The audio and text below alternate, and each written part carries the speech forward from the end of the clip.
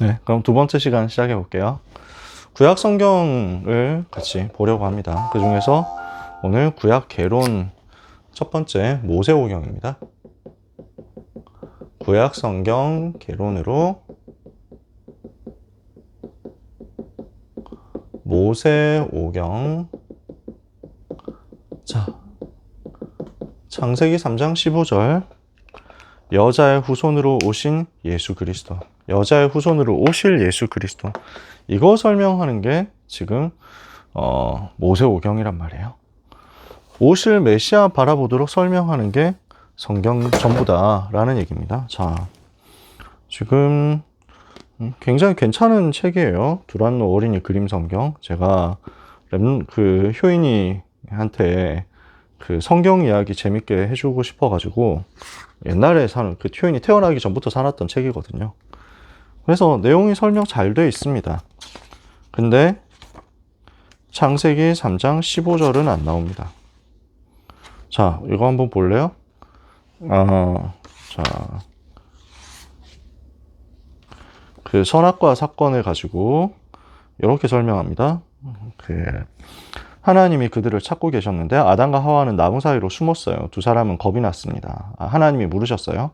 내가 먹지 말라고 한 열매를 따먹었느냐? 아담이 말했어요. 예, 하지만 하와가 제게 준 걸요. 그러자 하와가 말했어요. 맞아요. 하지만 뱀이 절 속여서 그런 거예요. 하나님께서 뱀에게 말씀하셨어요. 내가 저지른 일 때문에 너는 언제나 배로 기어다니게 될 것이다.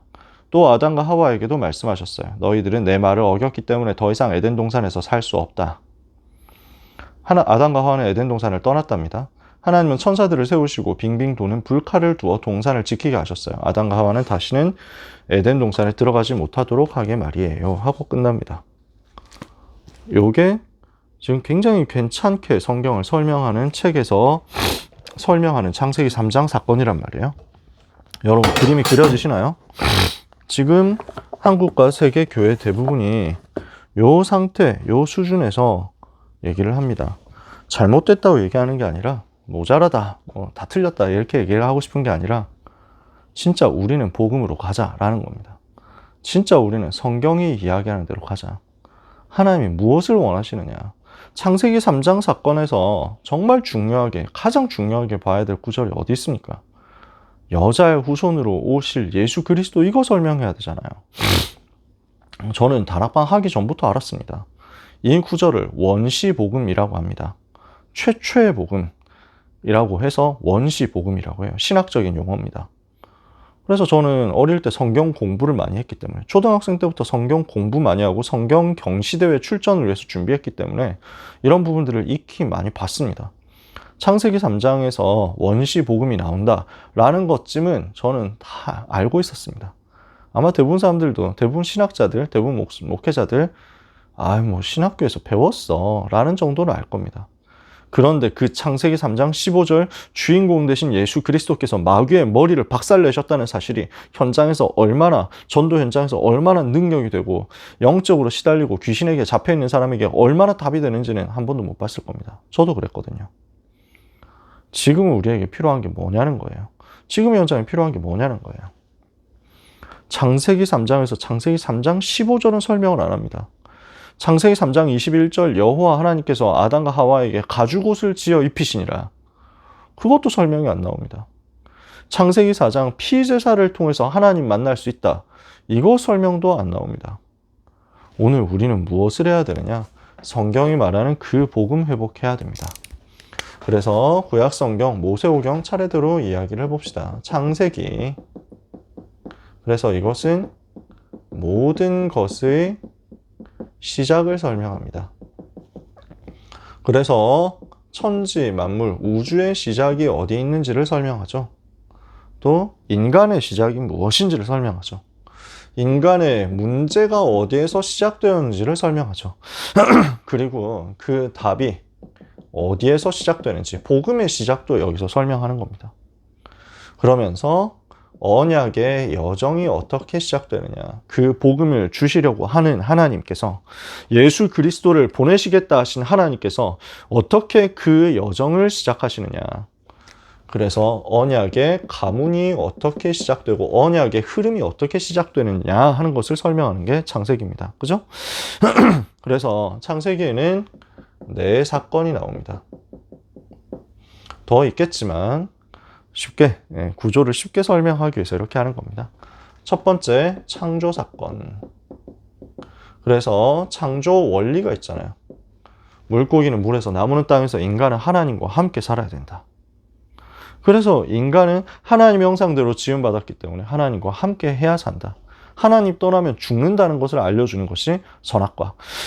하나님과 함께 할 때 인간에게 근원적인 복이 있다는 것을 알려주는 것이 에덴 동산. 근데 문제 왔잖아요. 창세기 3장. 사탄에게 속아서 죄를 짓고 하나님을 떠났습니다. 여기에서 모든 문제가 시작됐죠. 근본 문제 설명합니다. 그러면 여기에서 어떻게 빠져나올 수 있느냐? 구원의 길을 설명합니다. 창세기 3장 15절, 여자의 후손으로 오실 메시아 그리스도 바라보면 된다. 그리스도 만나면 산다. 그리스도를 통해서만 구원받을 수 있다. 그 그리스도를 설명하기 위해서 가죽옷을 지어 입히시고, 그 그리스도를 설명하기 위해서 피제사를 주셔서, 피제사의 비밀을 놓친 가인은 실패하고 피제사의 비밀을 붙잡은 아벨은 의롭다는 의인으로서 의김을 받고 하나님의 그 영원한 복음의 대열 속에 들어가게 되었다. 그래서 아벨 대신해서 하나님께서 주신 것이 셋이고, 순교한 아벨 대신, 피제사 때문에 복음 붙잡았다가 순교했던 아벨 대신에 그 아벨의 대열에 서서 아벨의 그 언약의 흐름을 이어받은 셋의 후손으로 우리가 사는 거죠. 자, 언약 밖의 백성과 언약 안의 백성들이 언약 안의 백성이 언약 밖의 백성들과 함께 정체성을 놓치고, 내가 누군지를 놓치고 육신의 정욕과 안목의 정욕을 따라서 마음대로 살아간 거예요. 이러니까 육신 중심이 되어버립니다. 이것 때문에 온 문제가 네피림 시대고, 그 네피림 때문에 재앙이 전 세계에 들이닥치게 되었고 홍수 올 수밖에 없게 됐습니다. 그때 하나님께서는 구원의 길을 주셨는데 그리스도 안에 들어가면 누구든지 산다. 방주 주신 거죠.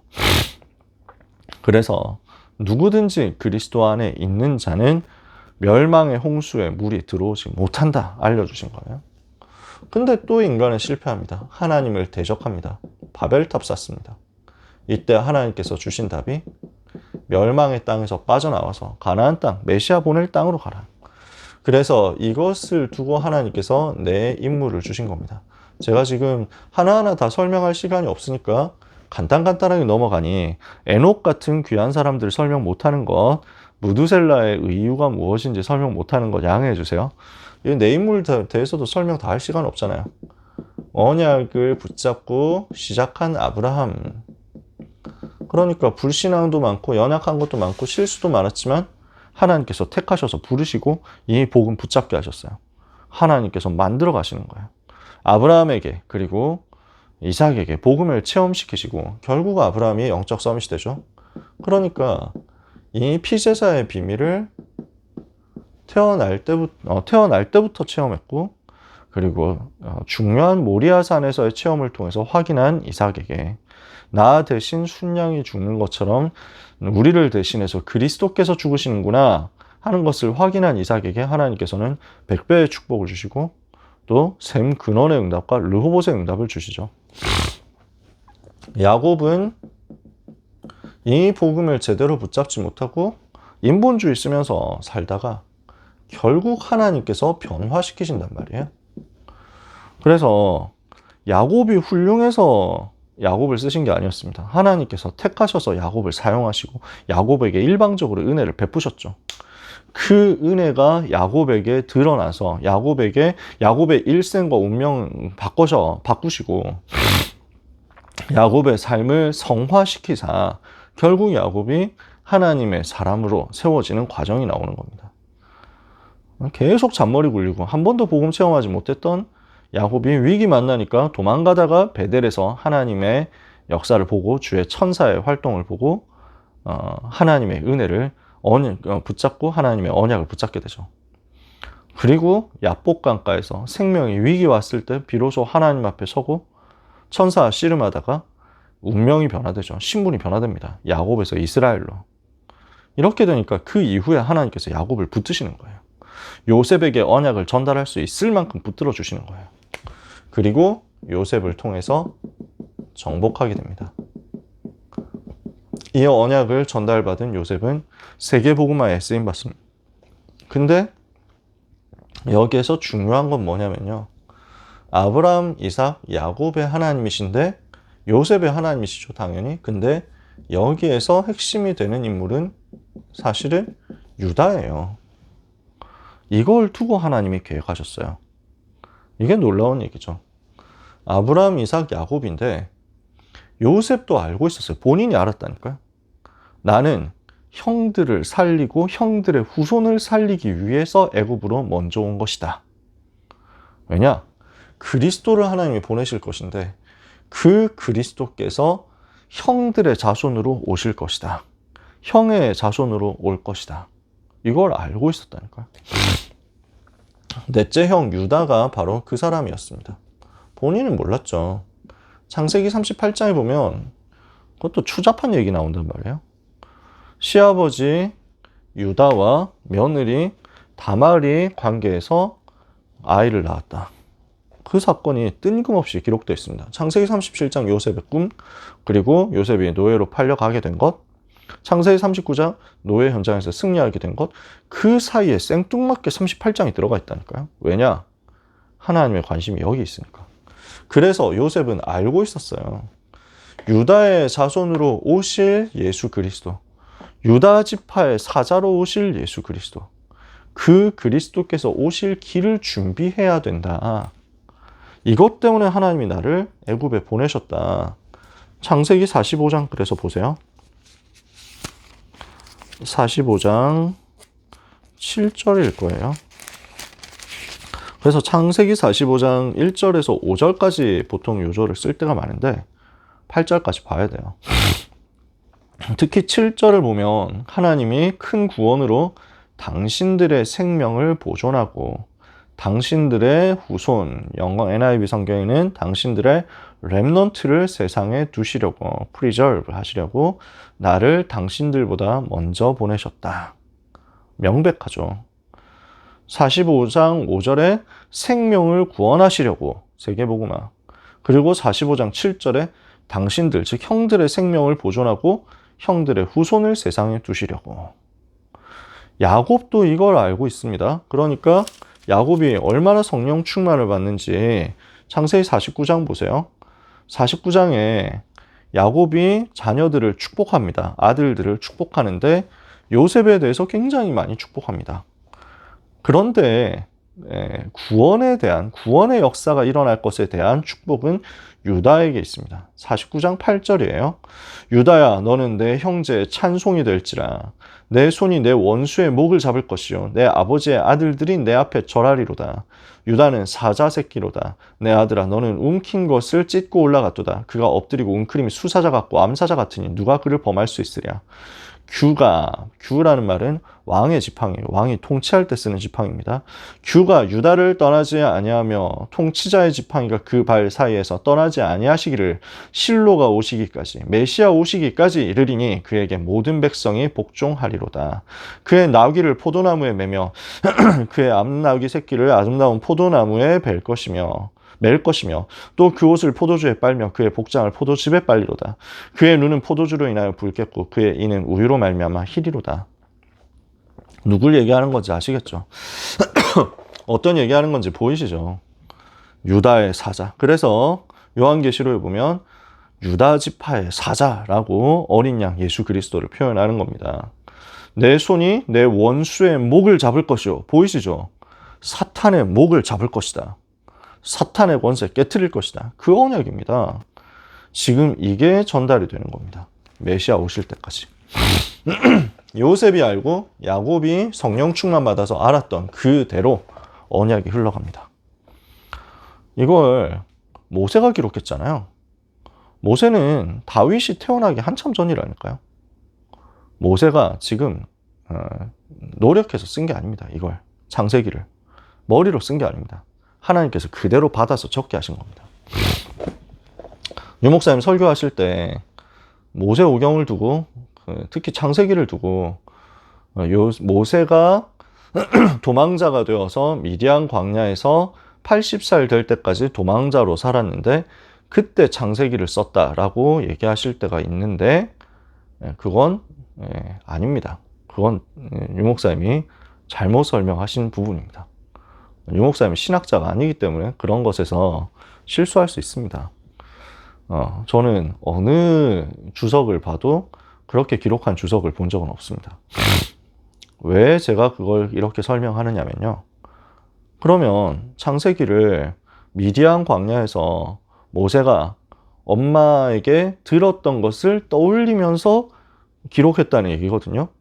근데 그렇지 않아요. 모세오경, 창세기, 출애굽기, 레위기, 민수기까지는 명백하게 모세가 시내산에서 하나님께로부터 받아서 쓴 것입니다. 40년 동안 광야 여정 가니까 모세에게도 시간이 있습니다. 그 시간 동안 하나님과 대면하여 알던 하나님의 사람 모세가 하나님께서 이렇게 쓰라고 하신 그대로 쓴 겁니다. 그게 창세기예요. 왜냐하면 그냥 어디서 들었다, 엄마한테 들었다. 그러면 이걸 어떻게 설명합니까? 창조, 타락, 홍수, 바벨탑 이거 설화 기록이 되는 거예요. 설화를, 구전설화를 채집해서 쓴 게 되는 거예요. 그럴 수 있습니까? 아니란 말이에요. 이 부분은 명백하게 하나님께서 보여주셔서 알게 하신 겁니다. 출애굽기, 레위기에 나오는 모든 제사, 제도, 성막, 시스템 전부 하나님께서 직접 알려주신 겁니다.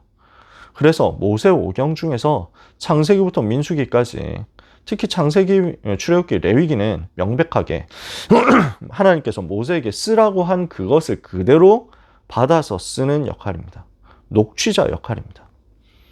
민수기는 기자로서 모세가 기록했을 수 있습니다. 신명기는 모세가 설교한 내용을 여호수아 같은 사람이 받아 적었을 겁니다. 근데 창세기는 그리고 출애굽기, 레위기에 나오는 이 모든 하나님의 명령들은 하나님께서 직접 주신 것들이다. 더 증거들이 많이 있지만 시간이 없으니까 그 얘기를 다 설명을 안 할게요. 자, 창세기 이렇게 해서 50장까지 내용을 봤습니다. 출애굽기는 뭡니까? 해방에 대한 내용입니다.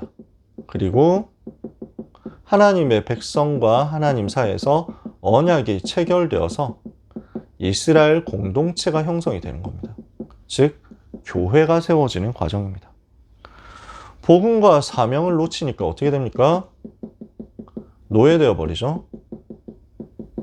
복음 붙잡아야 되는데 애굽의 우상에 헷갈리고, 그 증거가 뭐냐면 이스라엘 백성들이 출애굽해서 모세 시내산까지 와서 모세가 십계명을 받고 하나님의 말씀을 듣는 40일 동안 모세가 없으니까 두려워가지고 신을 만들어 달라 합니다.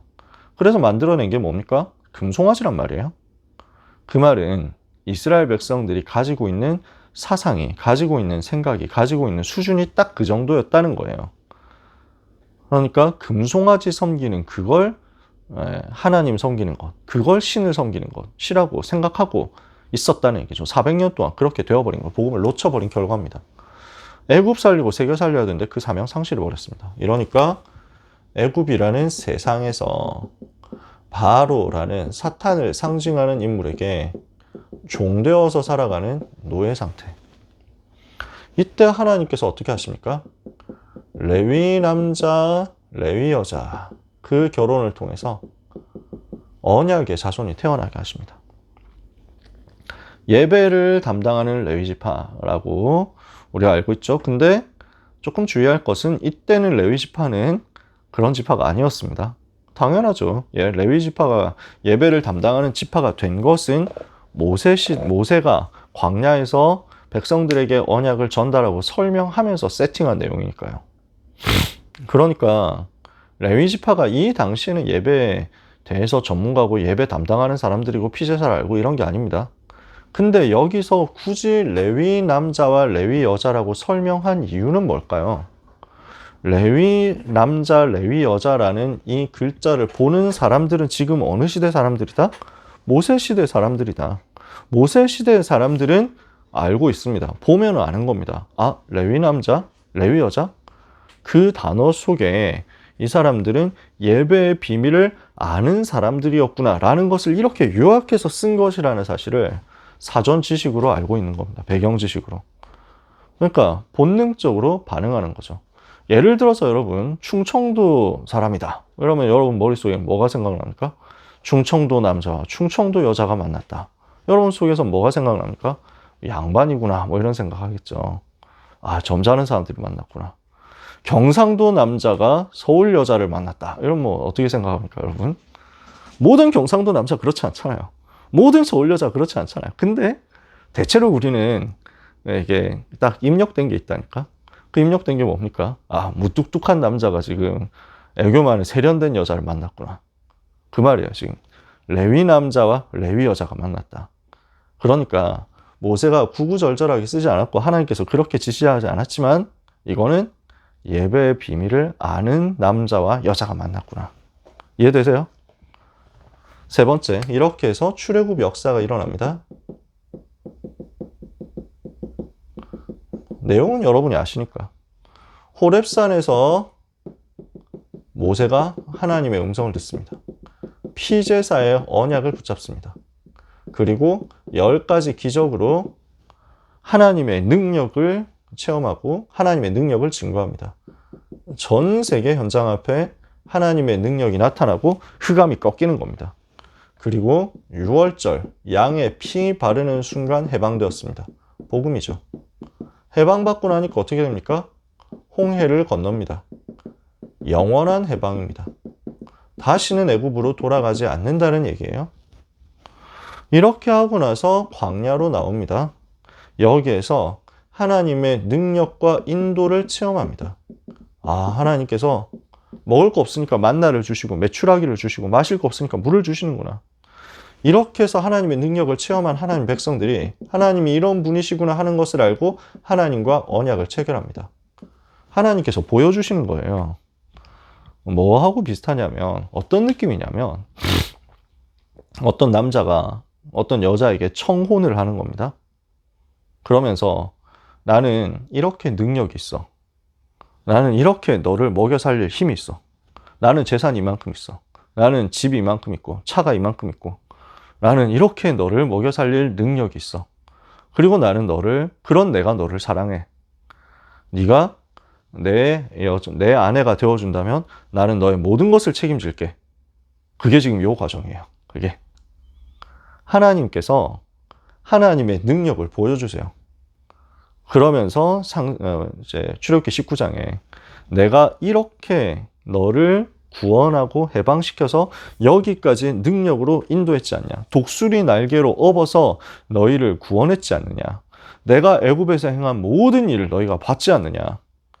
이제 너희가 내가 주는 이 언약을 붙잡고 내 약속을 지키면 나는 너희의 하나님이 되고 너희는 내 백성이 될 것이다. 나는 영원히 너희의 하나님이 되겠다. 이해가 되세요? 그러니까 성경 속에 나타나는 결혼에 대한 메시지가 지금 복음 얘기인 거예요. 이 과정은 굉장히 결혼 과정과 유사해요. 하나님의 백성이 우리가 하나님의 백성이 되고 하나님께서 우리의 하나님 되시는 것. 그래서 10계명을 주시고 여러 가지 언약을 주시고 그 언약을 붙잡겠느냐, 그 언약의 백성 되겠느냐, 내가 이 법을 줄 테니까 내 법을 따르겠느냐 했을 때 이스라엘 백성이 따르겠습니다. 우리가 하나님 백성 되겠습니다 하고 약속을 맺은 거예요. 참 놀랍게도 하나님은 처음부터 아담과 하와에게 약속 주셨어요. 그게 선악과예요. 내가 너의 하나님이 되겠다. 너희가 내 백성이 될 것이다. 이 약속을 떠나지 않으면 된다. 근데 떠났죠. 인간이 배반했어요. 하나님 배반하지 않았다니까. 출애굽기에서 이렇게 약속 맺었거든. 근데 이스라엘은 계속 배반합니다. 놀랍게도 그런데 하나님은 그 백성을 버리시지 않습니다. 끝까지 사랑하시고 책임지시고 돌아오게 하신다니까요. 그게 하나님의 사랑이라고요. 성경 전부에 나타난 하나님의 사랑이라고요. 우리는 주님을 늘 배반하는데 주님은 변하지 않고 항상 우리를 돌보십니다. 왜냐? 내가 하나님 백성 되었기 때문에. 예수님이 나의 그리스도 되셔서 내 속에 계시기 때문에 그 언약이 체결되었기 때문에 망하지 않게 된 거죠. 이렇게 하고 율법을 주시고 절기를 주시고 언약궤를 만들게 하시고 성막을 만들게 하신 내용이 출애굽기입니다. 자, 레위기는 예배에 대한 내용인데 제사에 대해서 언약을 붙잡아야 되겠죠. 예배를 어떤 예배 드려야 되느냐? 종류가 있습니다. 번제는 불태워서 드리는 것인데 하나도 남지 않습니다. 먹을 게 남지 않아요. 그래서 원죄 문제를 해결하는 복음입니다. 소제는 곡식을 가지고 하나님께 드리는 것입니다. 구원받고 하나님 자녀된 것이 너무 감사하다. 속죄제는 자범죄에 대한 회개인데 하나님께 행한 죄에 대해서 회개하는 것이고, 속건제는 사람에게 행한 죄에 대해서 배상하면서 회개하는 것입니다. 그리고 화목제는 기도 제목을 가지고 서원하면서 하나님께 예배하는 것입니다. 이런 의미들이 있습니다. 두 번째, 방법이 있는데 이런 제사, 5가지 제사를 드리는 방법입니다. 화제가 있습니다. 불태워서 드리는 겁니다. 그리고 거제가 있습니다. 제물을 들어서 하나님께 올려드리는 겁니다. 요제가 있습니다. 흔들어서 하나님께 드리는 겁니다. 제물을 흔들어 가지고 드려요. 그 다음에 전제가 있습니다. 이것은 포도주를 부어서 드리는 겁니다. 이거는 한꺼번에 이루어지기도 합니다. 제물에 포도주를 붓고 기름 부어가지고 그 다음에 흔들고 그 다음에 하나님께 높이 들어서 올린 다음에 불태우면 화제. 4가지 방법이 다 이루어지는 거죠. 이렇게 할 수 있습니다. 바울은 내가 전제와 같이 기름이 부어지고 나의 떠날 시각이 가까웠도다. 디모데후서에서 얘기하거든요. 그래서 포도주를 붓는다, 기름을 붓는다 라고 하는 것은 이제 제물을 드린다 라는 말입니다. 하나님께 바친다 라는 거예요. 제사에 대한 언약이 나오고 그 다음에 정결에 대한 언약이 나옵니다. 어떻게 해야 정결하다. 그래서 이것은 하나님께서 하나님의 백성을 얼마나 사랑하시는지를 설명하는 겁니다. 그래서 정결은 위생과 건강에 대한 얘기거든요. 어떤 것은 정하고 어떤 것은 부정하다. 이렇게 해서 구분해 주시는 거예요. 그러면 그 속에서 우리가 붙잡아야 될 것은 원래는 이제 그런 것들이에요. 유출병, 감염병 있을 때는 이렇게 격리해라. 부정하기 때문에 진 밖으로. 그 다음에 전염되지 않도록 해야 된다. 제사장에게 보이고 완치 판정을 받고 들어와야 된다. 제사 지내고. 이런 내용들입니다. 어떤 음식은 정하고 어떤 음식은 부정하기 때문에 어떤 음식은 먹지 마라. 그건 위생 관리가 안 되는 음식 먹지 말라고 하신 거예요. 지금 먹어도 됩니다. 왜냐하면 우리 관리하니까. 근데 여기서 우리가 찾아낼 것은 뭐냐면 하나님이 하나님의 백성을 얼마나 사랑하시느냐라는 것이고, 그리고 하나님이 얼마나 거룩하시냐 하는 것이고, 우리는 하나님의 백성이 되어서 세상과 구별되었구나, 다른 존재구나, 이것을 확인하는 겁니다. 그래서 율법의 종류가 3가지가 있습니다. 건강과 위생에 대해서 당대에만 지키면 되는 그런 법입니다. 성경대로 하면 돼지고기 먹으면 안 됩니다. 그래서 유대인들 지금도 돼지고기 안 먹고 이슬람교도도 돼지고기 안 먹잖아요. 근데 왜 먹지 말라 했냐? 그 당시 위생 수준에서 사막에서 이제 광야에서 돼지 잘 구워가지고 먹을 수 있냐? 안 되거든요. 근데 돼지고기 생으로 먹으면 큰일 나잖아요. 이게 그 병들기 때문에, 전염병 돌기 때문에 그거 안 되는 거예요. 그러니까 반드시 잘 굽고 태우고 해서 먹어야 되는데 성질 급한 인간들이 시스템 제대로 화덕 제대로 안 되어 있는 곳에서 날로 먹다가 전염병 나면 대참사나니까 그런 거 먹지 말라고 하는 주신 거예요. 그래서 지금은 이제 거기서 빠져나온 거예요. 신약시대 되면서 거기서 해방된 거죠. 이건 건강위생을 위해서 주신 법입니다. 지금도 지켜야 되는 기본적인 것들이 있습니다. 가능하지 마라, 살인하지 마라, 도둑질하지 마라, 이런 것들 당연히 지금도 해야죠. 그리고 가장 중요한 것은 그리스도로 말미암아 성취된 것입니다. 그래서 피제사, 이런 비밀들이 전부 그리스도께서 성취하신 거잖아요. 복음 안에서 완성된 거죠. 이렇게 율법을 분류할 수 있는데 특히 레위기는 예배와 정결에 대해서 말씀하는 것이다. 자, 민수기는 백성의 숫자를 말합니다. 백성, 민, 숫자, 수 하는 그거예요. 그래서 백성의 숫자를 센 겁니다. 그래서 영어로도 numbers예요. 그래서 출애굽기는 엑소더스죠, 영어로. 저는 고민을 혼자서 하고 있습니다. 시대를 두고 앞으로 젊은 사람들을 위해서 성경을 좀 알기 쉽게, 이해하기 쉽게 번역을 한다면 출 이집트기라고 해야 되나? 뭐 이런 것들. 근데 출이라는 말도 좀 빠져나온다는 말인데 요즘 한자도 모르니까 그것도 못 알아듣는 거 아니야? 그래서 천주교 성경에서는 아마 탈출기라는 제목으로 썼을 겁니다. 그렇게 해도 된다 라고 생각합니다. 천주교를 옹호하는 건 아니고 앞으로 엑소더스라는 말을 그대로 쓸 수도 있지 않겠냐. 참고로 성경은 원래는 제목이란 게 없습니다. 사본에는. 그죠? 그냥 쓴 거예요. 여러분 누군가 친구한테 편지 쓸 때, 문자 쓸 때 제목 이렇게 붙여가지고 이렇게 하진 않잖아요. 그냥 뭐 예를 들어서 은빈아 뭐 이렇게 해가지고 그냥 부르는 거지. 수은빈서 하면서 은빈에게 주는 글 뭐 이렇게 제목 딱 바꿔놓고 그 다음에 한 줄 띄고 이렇게 쓰지 않잖아요. 그러니까 그냥 쓴 편지인데 나중에 사람들 제목을 붙인 거죠. 그래서 구약 성경에서 유대인들은 제목 붙일 때 보통 첫 글자를 붙입니다. 첫 글자를 제목으로. 그래서 창세기의 제목은 원래는 태초에입니다. 태초에. 이게 이제 창세기 제목입니다. 근데 이 부분을 나중에 헬라어로 번역할 때 70인 역으로 번역을 하면서 신구약 중간 시대 때죠. 그때 제목들이 이렇게 붙여본 겁니다. 근데 잘 붙였어요. 그래서 엑소더스라는 제목도 나온 거예요. 근데 우리말 성경으로 번역할 때 옛날에 출애굽기라고 번역했습니다. 그 시대는 이집트라고 부르지 않고 애굽이라고 불렀기 때문에. 지금도 사실 그런 거 많아요. 잉글랜드라고 아니면 유나이티드 킹덤이라고 안 부르고 영국이라고 하잖아요. 네, 도이칠란트라고 하지 않고 독일이라고 하잖아요. 그것처럼 그때는 이집트라고 하지 않고 애굽이라고 더 많이 불렀습니다. 지금은 이제 그런 것들이 구분이 된 거죠. 옛날에는 서바나라고 했고 그래서 서바나어 학과 뭐 이렇게 실제로 말도 했습니다. 근데 지금은 이제 스페인어라고 부르죠. 뭐 그런 거 뭐 되게 많아요. 근데 독일은 도이칠란트로 해야 되냐 독일이라고 해야 되냐 하다가 독일로 그냥 굳어버린 겁니다.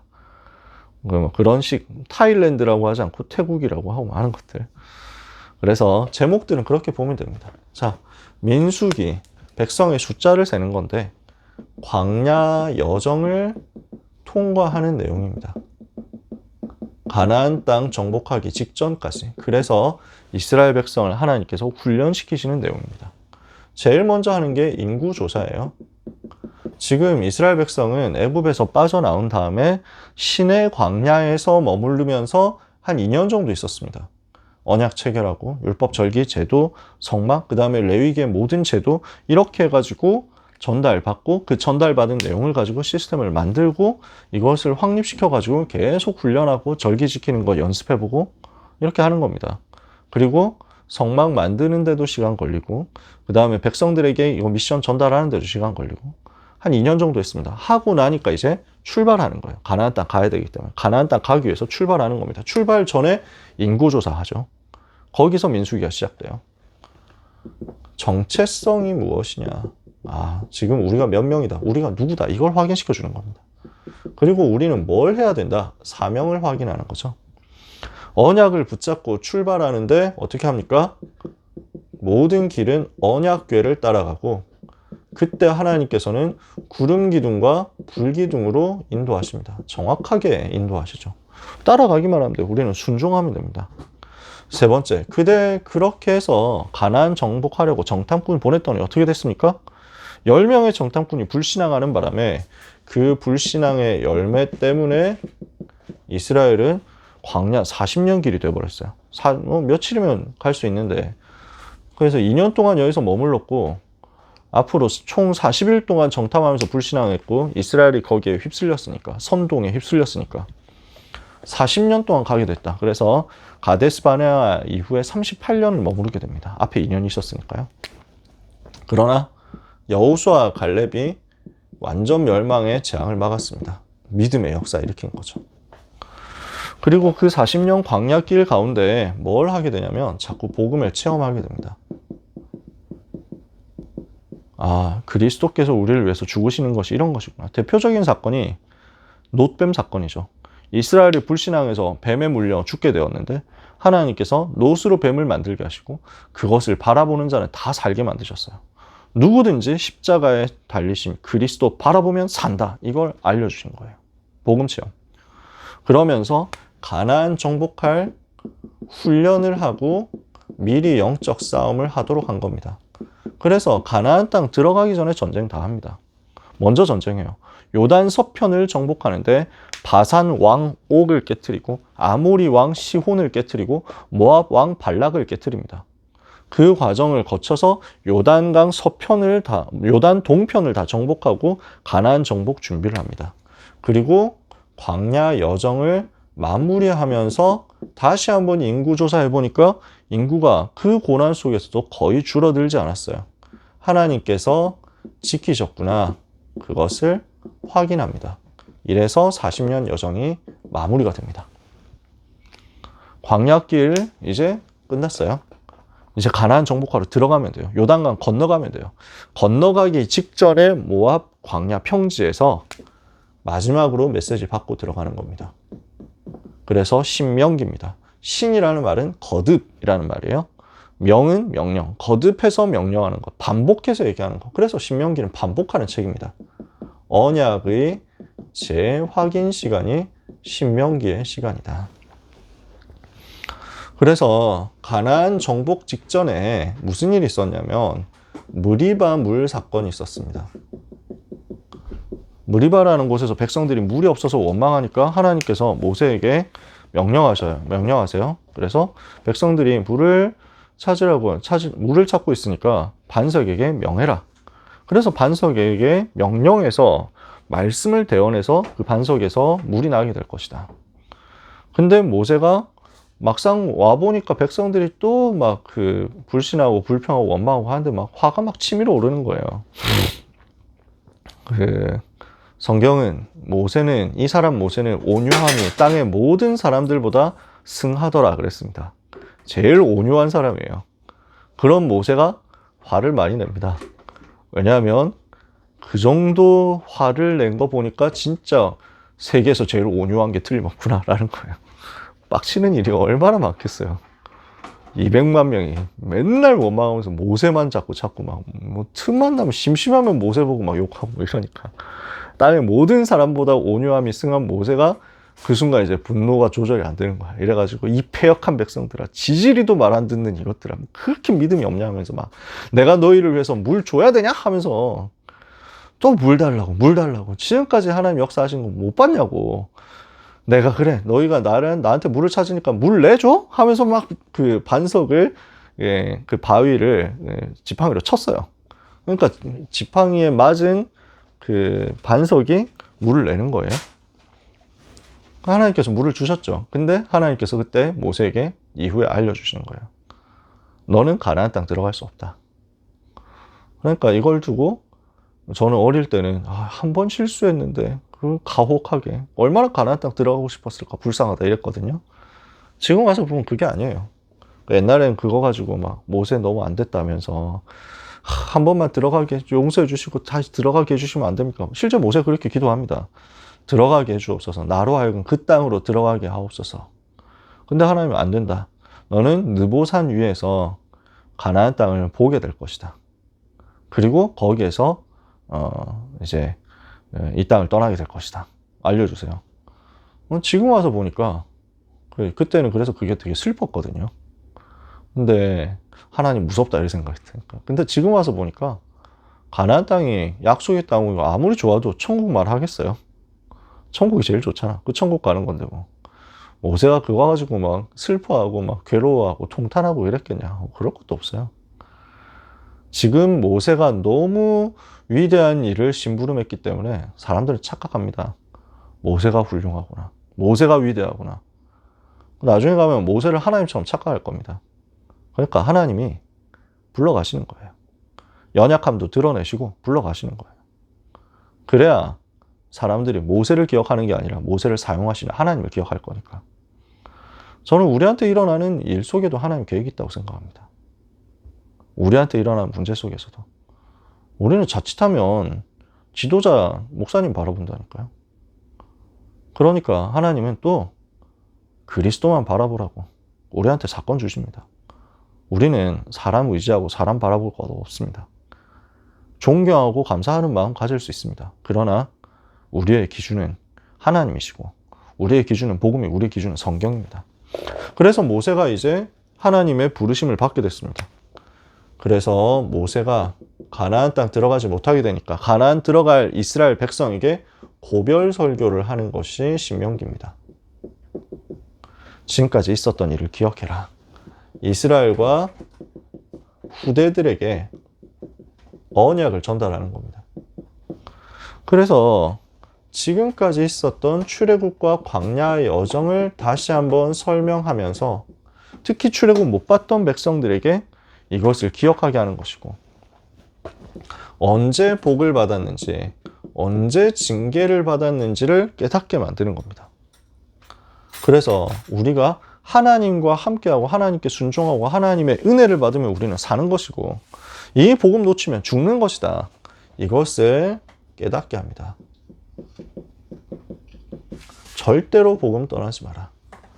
그래서 지금 모세는 자기 아들, 자기 손자들에게 하는 메시지 하는 것처럼 했을 거예요. 실제로 또 그랬겠죠. 모든 이스라엘 광야에서 모여가지고 다 그렇게 설교 들었을 겁니다. 그래서 우리를 여기까지 하나님의 심부름으로 인도했던 저 어르신이 이제 부름을 받으시는구나. 이제 우리가 가나안 땅 어떻게 들어갈까 하는데 이걸 기억해라. 이 말씀 절대 잊어버리지 마라. 자, 이제 나는 하나님께로 간다. 너희가 가서 살려야 된다. 너희가 가서 그 땅 변화시켜야 된다. 복음 놓치지 마라. 이거예요. 그래서 뭘 하라고 하느냐? 생명 다해서 하나님을 사랑해라. 그리고 말씀을 생명처럼 붙잡아라. 이거를 계속 전달한 겁니다. 그게 신명기예요. 앞에 놓인 축복과 재앙이 있다. 무엇을 선택해야 되겠냐? 이것을 전달합니다. 그래서 그리심산에서 복을 선포하고 에발산에서 저주를 선포하고, 하나님의 은혜, 무엇을 하나님의 은혜가 임하는 그 대열에 서야 되겠다 하는 것을 온 이스라엘이 선택하도록 메시지를 줍니다. 이 모든 것을 노래로 만들어서 외우게 했습니다. 찬양으로 전달해요. 그리고 각 지파를 축복합니다. 기도하고, 축복하면서 위에서 기도하고, 맨 마지막에 한 지파 한 지파 다 미션 주면서 축복합니다. 그리고 맨 마지막에 이스라엘이여 너는 행복자로다. 되게 이게 감동적인 내용이에요. 이렇게 설교를 하고 마지막에 축복하는 거예요. 너는 행복자로다. 너와 같이 하나님의 축복을 받은 자가 누구냐? 여호와는 너를 돕는 방패시요 너의 구원의 칼이시다. 내 대적이 너에게 복종하리니 네가 그들의 높은 곳을 밟으리로다.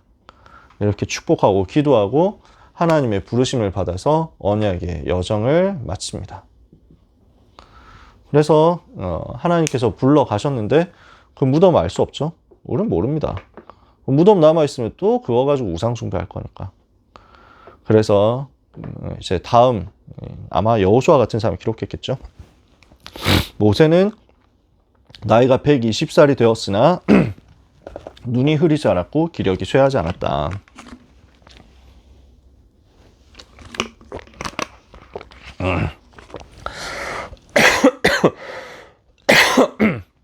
그러면서 하는 얘기가, 그는 그 이후에는 다시 모세와 같은 지도자가 일어나지 못하였으니 모세는 하나님이 대면하여 아시던 자요 하나님과 대화했던 사람이었다.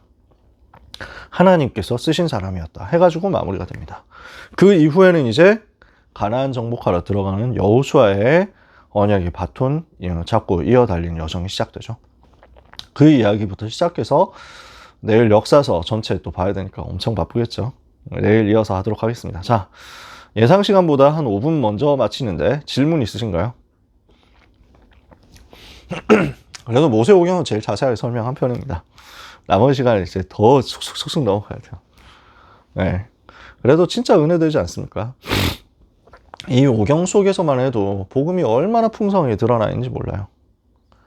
그래서 이 모세 오경 전체를 토라라고 합니다. 그 중에서 신명기 6장 4절 5절 이 구절을 쉐마라고 합니다. 생명을 다해서 하나님을 사랑하라. 이스라엘 아들아 너희는 너희 하나님 여호와는 오직 한 분 여호와시니 우리 하나님 여호와는 오직 하나인 여호와시니 너는 마음을 다하고 뜻을 다하고 힘을 다하여 주 너희 하나님을 사랑해라. 그 구절이 쉐마. 그리고 쉐마를 포함한 모세오경 전체가 토라. 유대인들이 이거 항상 외우는 거죠. 그래서 쉐마 토라를 붙잡은 건 유대인이 잘못한 게 아니라 쉐마 토라를 율법으로 엉뚱하게 붙잡은 게 잘못하는 것이 쉐마 토라는 복음입니다. 이해되시죠? 복음을 말하는 거예요. 우리는 오경 속에서 또 복음 붙잡고 하나님의 은혜 받으면 됩니다. 자, 그러면 좀 시간 남았지만 그래도 일찍 마치면 되죠 뭐. 그게 좋은 강사 아닙니까? 그죠? 저는 뭐 좋은 강사 될 생각은 없지만요. 네, 첫날 수고하셨고요. 내일 이어서 두 번째 시간 진행하도록 하겠습니다. 궁금한 거 있으시면 언제든지 얘기해 주시고, 저한테 개인톡 해주셔도 좋고, 아니면 뭐 찾아오시면 또 그것도 좋고, 얼마든지 여러분과 소통하면서 얘기 진행해 보도록 하겠습니다. 그러면 기도하겠습니다. 하나님 감사합니다. 집중훈련 첫날 은혜 가운데 마치도록 인도하신 하나님께 감사드립니다. 우리 주님이 얼마나 우리를 사랑하시는지 누리게 하옵소서. 이 복음의 능력 더 깨닫고 체험하고 누리고 증거하게 하옵소서. 이 복음으로 우리를 능히 견고하게 하실 하나님을 찬송합니다. 귀한 모든 렘넌트들이 그리스도 더 붙들게 하옵소서. 그리스도 더 바라보게 하옵소서. 전도자 되게 해 주옵소서. 집중훈련 시작 날입니다. 마치는 날까지 주님께서 완전하게 주인 되셔서 통치해 주옵소서. 예수 그리스도의 이름으로 기도합니다.